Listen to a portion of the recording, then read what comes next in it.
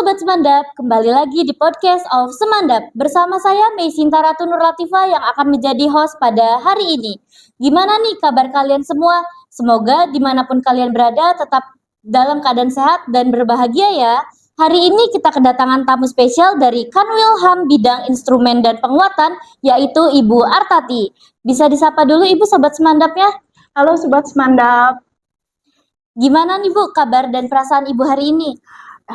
Hari ini alhamdulillah saya merasa senang dan seperti excited seperti itu ya.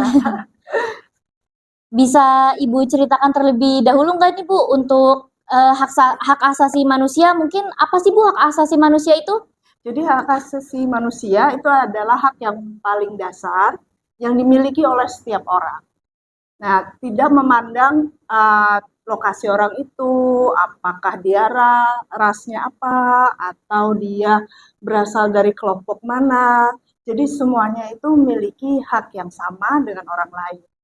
Dan itu juga tidak tergantung pada seperti warga negara mana juga seperti itu, atau mungkin usia juga tidak tergantung pada usia. Juga itu haknya sama. Kalau boleh tahu nih ya Bu, mengapa sih hak asasi manusia itu perlu dikenalkan pelajar sejak dini? Banyak ya, salah satunya itu kenapa sih pelajar harus tahu? Jadi pelajar itu penting untuk tahu apa sih yang mereka punya. Satu yang jadi ketika mereka menghadapi masalah atau merasa seperti tidak nyaman, mereka bisa mengenali, oh apakah saya ini korban pelanggaran HAM? Nah, seperti itu. Nah, untuk di sisi yang lain, pelajar juga bisa menempatkan diri karena HAM itu juga tidak hanya hak tapi juga kewajiban. Jadi seperti di setiap hak satu orang itu adalah kewajiban bagi orang lain. Jadi pelajar bisa mencegah dirinya menjadi orang yang mengambil hak orang lain. Jadi intinya supaya dimulai dari usia dini untuk bisa saling menjaga. Berarti sangat penting ya Bu untuk pelajar itu mengenal hak asasi manusia tersebut. Sangat penting, betul, sangat penting sekali. Ada nggak nih Bu contoh pelanggaran hak asasi manusia yang sering terjadi di lingkungan sekolah atau mungkin di dunia pendidikan luar sana Bu?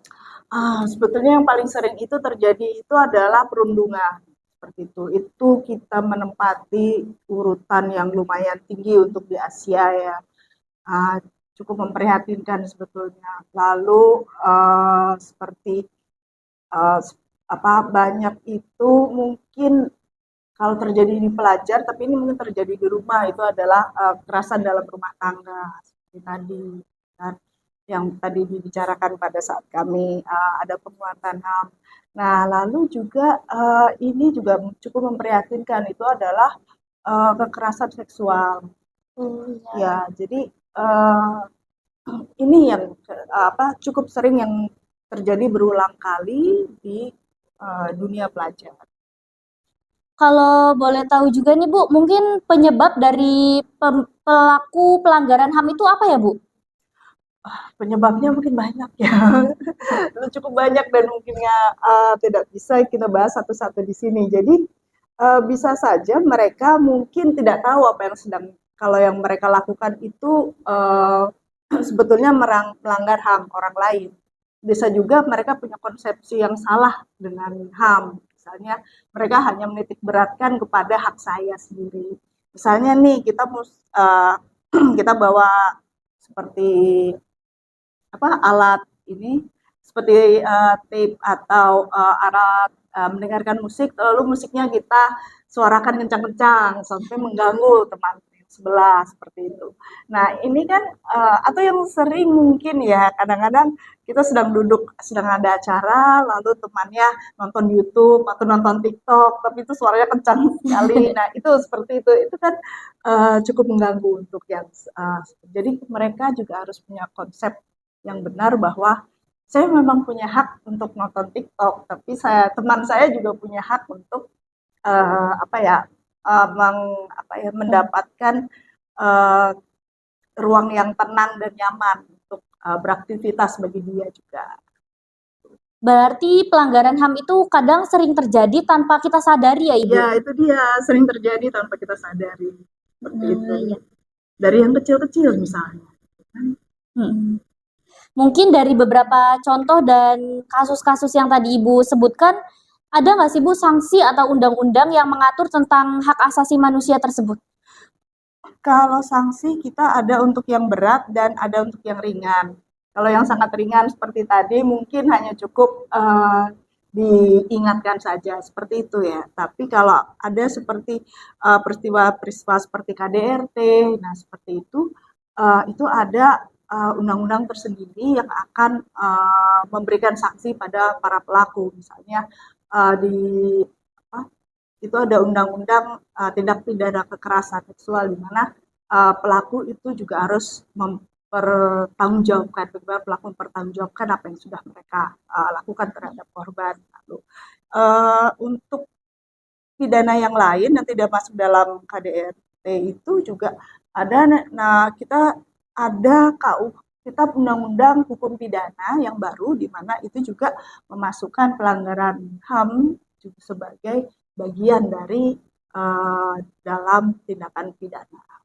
Oh iya, mungkin misal nih ya Bu, kita kan teman kita itu sedang belajar dengan tenang dan sebelahnya tadi itu mungkin seperti yang contoh Ibu sebutkan tadi itu sedang mendengarkan musik tapi dengan suara yang lebih keras. Mungkin kalau seperti itu kan itu masih di lingkup sekolah ya Bu. Ya. Untuk sanksinya mungkin bagaimana Ibu? Nah itu dia kan kadang-kadang kita bisa ngingatin, tapi kadang-kadang mereka kan, sini kan saya HP saya sendiri gitu kan.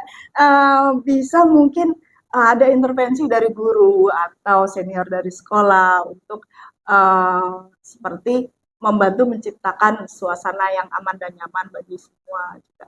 Mungkin ada solusinya, mungkin ada headset atau apa gitu kan, atau dengerin di rumah lain saja gitu. Berarti ada beberapa teguran dulu ya Ibu? Teguran dulu. Karena kan memang biasa ini kan terjadi di lingkungan anak-anak di usia dini gitu ya, seperti mungkin masih di bawah 21 tahun. Jadi mungkin untuk penanganannya memang lebih dikembalikan ke masyarakat di sekitarnya saja. Mungkin untuk demo nih ya Bu, saat ini kan marak-maraknya demo. Mungkin dari sudut pandang hak asasi manusia itu gimana sih Bu untuk demo saat ini? Demo itu sebetulnya memang dilindungi oleh UUD kita, Undang-Undang Dasar kita, bahwa memang kita boleh memberikan menyampaikan pendapat kita dan kita punya hak untuk berserikat, di mana berkumpul dan melakukan aksi secara damai. Oke, kata kuncinya di sini damai, gitu kan ya. Jadi memang bila orang-orang berkumpul dan mereka menyampaikan orasi, itu hak mereka dan itu dilindungi. Jadi memang itu merupakan bagian dari hak mereka. Nah, tapi yang menjadi kadangkala yang pemahaman HAM-nya terlalu banyak, di mana terlalu kelewatan, itu di mana mulai ada tindakan-tindakan kekerasan. Nah, itu seperti penganiayaan, lalu pembakaran dan perusakan fasilitas umum, lalu ada penjarahan. Nah, itu yang tidak boleh. Jadi batasannya ketika damai itu disitulah batasannya. Seperti misalnya kantor kami itu sering di Jakarta itu sering kedatangan demo, sering sekali. Ya kami tidak ada tindakan represif, kami hanya mengajak mereka berdialog dan kalau mereka orasi kami berikan mereka kesempatan orasi, mau bakar ban di depan gitu kan. Pada intinya memang batasannya harus ada dialog antara yang berdemo dan yang kantor pemerintah yang mereka berlakukan. Tapi tindakan represif dari pemerintah itu memang harus dipertimbangkan kembali apakah itu diperlukan, apalagi ketika itu demonya berjalan damai. Nah, seperti itu. Berarti demo itu sebenarnya tidak apa-apa ya Bu, karena disitulah mereka menyuarakan pendapat dan aspirasi mereka. Demo secara damai. Iya, demo secara damai. Itu tidak apa-apa, memang itu hak sebagai warga negara seperti itu. Mungkin tadi menurut Ibu itu demo secara damai. Kalau untuk para pelajar sendiri nih Bu, bagaimana sih Bu untuk mereka tuh bisa menyalurkan aspirasi mereka dengan bijak, bertanggung jawab, dan dalam batasan hukum? Mungkin saran dari Ibu bagaimana? Mungkin Untuk pelajar ya, mungkin kita bisa menggunakan seperti kalau yang kami biasa lakukan itu adalah bisa disampaikan itu melalui misalnya Kanwil HAM atau masuk ke Komnas HAM bila ada pelanggaran. Atau bila memang memiliki ide bisa disalurkan berupa tulisan atau aksi-aksi yang damai seperti itu.